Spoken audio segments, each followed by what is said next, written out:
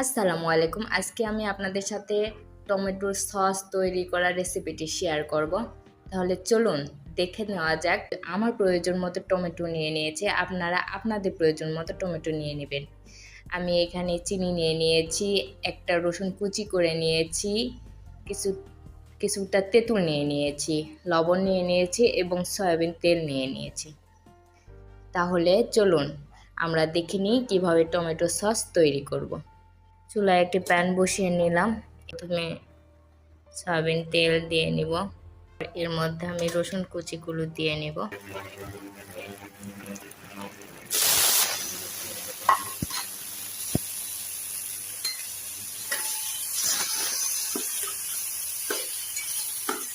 পানি অ্যাড করার পর এটা কিছুক্ষণ ফুটাতে থাকবো, যতক্ষণ না পর্যন্ত টমেটোগুলো সেদ্ধ হয়।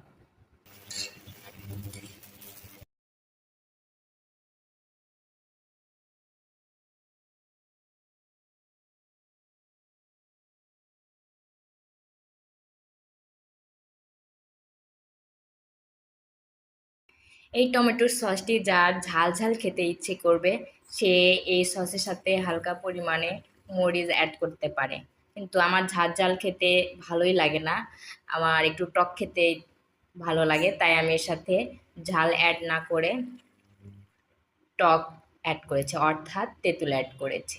এখন টমেটো সসটি নামিয়ে নিয়েছি, কিন্তু এটা এখনো হয়নি, এটা হালকা একটু ঠান্ডা করে নেব। হালকা ঠান্ডা হওয়ার পর এই সসটি ব্লেন্ডারে ব্লেন্ড করে নেব।